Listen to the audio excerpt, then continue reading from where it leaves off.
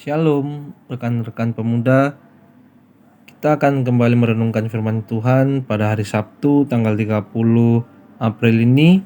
Sebelum kita merenungkan firman Tuhan, terlebih dahulu marilah kita berdoa. Ya Yesus, kami akan merenungkan firman-Mu. Bapa, tolong berkati kami. Bapa, berikan kami hikmat agar mampu belajar hingga bisa menerapkan firman-Mu dalam kehidupan kami. Bapa, kami sangat butuh tuntunan-Mu, sertailah kami. Haleluya, amin. Teman-teman, bacaan kita pada hari ini terambil dari 1 Korintus 14 ayat 26 hingga yang ke-33. Jadi bagaimana sekarang saudara-saudara?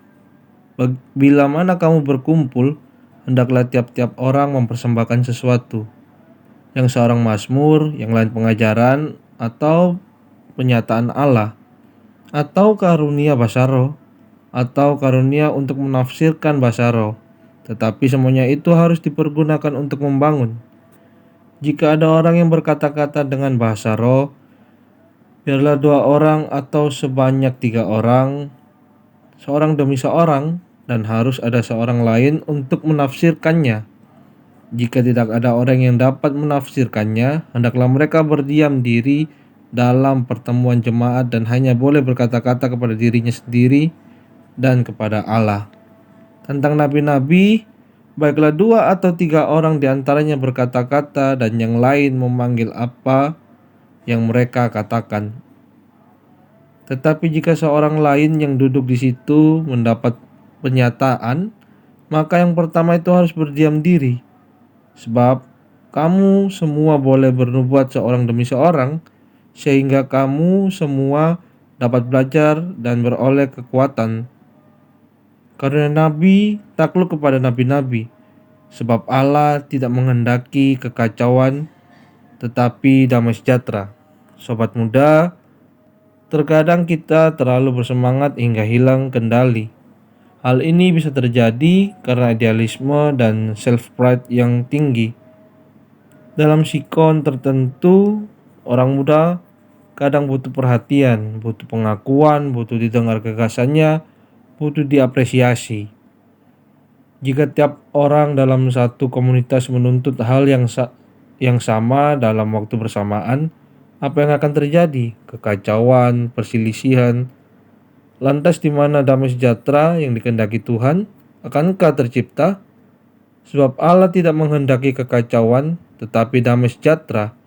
Adalah pernyataan Paulus merespon realitas kekacauan dan perselisihan dalam jemaat di Korintus.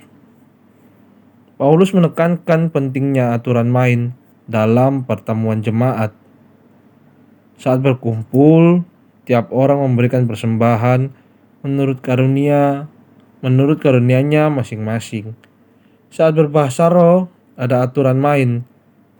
Ada waktunya untuk berbicara dan berpendapat. Ada juga waktunya untuk diam diri dan mendengar agar dapat belajar. Sobat terkasih, tujuan dari aturan main menurut Paulus itu selaras dengan visi GPIB, menjadi gereja yang mewujudkan damai sejahtera bagi seluruh ciptaannya. Keren kan? Artinya kita diajak untuk mengendalikan ego, saling mendengar, saling belajar, dan saling membangun. Dari situ kita memperoleh kekuatan dan mampu bersinergi dalam persekutuan. Kita bisa bekerja sama memuliakan Tuhan melalui kreativitas dan karya. Pekerjaan orang muda mesti jadi sejarah. Orang muda mesti jadi motivator generasi selanjutnya. Belajarlah banyak hal dan jadilah kuat. Namun ingatlah, with great power comes great responsibility. Tinggalkanlah jejak terbaik bagi penerus membangun tubuh Kristus. Teman-teman, demikian renungan kita pada hari ini. Selayaknya mari kita tutup dengan berdoa. Tuhan, Bimbing kami untuk terus mengendalikan diri agar dapat belajar dan semakin kuat demi pembangunan jemaat. Amin.